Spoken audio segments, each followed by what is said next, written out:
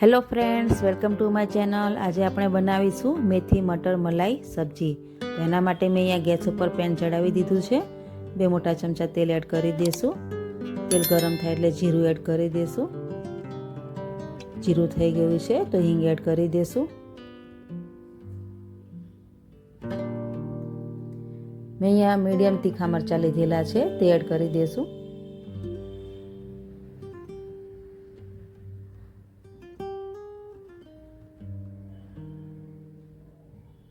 આદુને છીણી લેશું.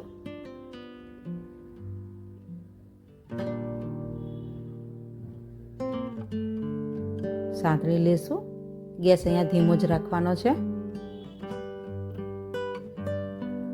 નાનું કેપ્સિકમ ઝીણું સમારેલું છે તે એડ કરી દઈશું. તેને પણ સરસ સાંતળી લેશું.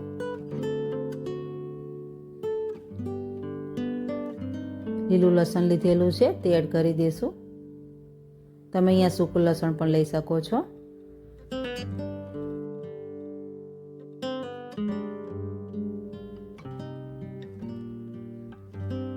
બે મીડિયમ સાઇઝની ડુંગળી લીધેલી છે અને ઝીણી સમારી લીધેલી છે ત્યાંની અંદર એડ કરી દઈશું.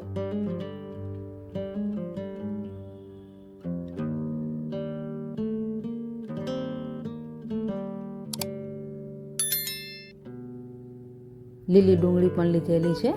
ત્યાં લીલી ડુંગળીનો જે વ્હાઈટ ભાગ આવે ત્યાંની અંદર એડ કરવાનો છે.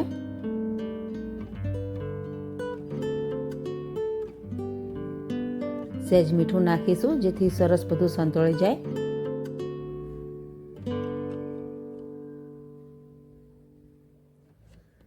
બે મીડિયમ સાઇઝના ટામેટાં લીધેલા છે અને ઝીણા સમારી લીધેલા છે. એને પણ આપણે સાંતળી લેશું. બધું સરસ સાંતળી લેવાનું છે, જરાય કચાશ નથી રાખવાની. તો અહીંયા બધું સરસ સંતળાઈ ગયું છે. મેં અહીંયા લીલી ભાજી લીધેલી છે મેથીની, એને ઝીણી સમારીને ધોઈને આની અંદર એડ કરી દઈશું. 1 મિનિટ માટે ઢાંકી દઈશું જેથી મેથી સરસ કૂણી પડી જાય. તો મેથી સરસ કૂણી પડી ગઈ છે. મિક્સ કરી લેશું.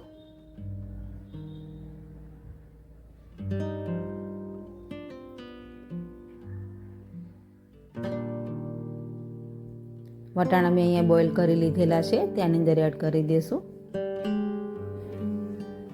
બધું સરસ મિક્સ કરી લેશું. હવે મસાલા કરીશું. સ્વાદ મુજબ મીઠું એડ કરીશું. હળદર એડ કરીશું. 1 ચમચી લાલ મરચું એડ કરીશું. 1 ચમચી ધાણા જીરું, અડધી ચમચી ગરમ મસાલો એડ કરીશું.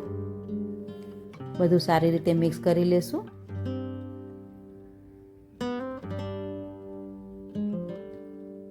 તો બધું સરસ મિક્સ થઈ ગયું છે. 5 મિનિટ માટે ઢાંકીને ધીમા ગેસે આને થવા દઈશું જેથી મસાલા બધા સરસ ચડી જાય. તો મસાલા સરસ ચડી ગયા છે. 1 ચમચી ફ્રેશ મલાઈ એડ કરવાની છે જેથી શાકમાં સરસ રિચનેસ પણ આવી જશે અને સ્વીટનેસ પણ આવી જશે. મિક્સ કરી લેશું. ફ્રેન્ડ્સ, તમે આ સબ્જી ઘરે જરૂર બનાવજો. આ સબ્જી ખૂબ જ ટેસ્ટી બને છે. નાના મોટા બધાને ખૂબ જ ભાવશે. તમારા બાળકો મેથી વટાણા ના ખાતા હોય તો તમે આવી રીતે સબ્જી બનાવીને પણ ખવડાવી શકો છો. તો ઢાંકીને 2 મિનિટ માટે થવા દેશું જેથી મલાઈ પણ સરસ ઘી છૂટી જશે. તો મલાઈમાંથી ઘી સરસ છૂટું પડી ગયું છે અને આ સબ્જી ફટાફટ બની જાય છે. તો સબ્જી અહીંયા આપણી તૈયાર થઈ ગઈ છે અને ખાવામાં એકદમ ટેસ્ટી બને છે.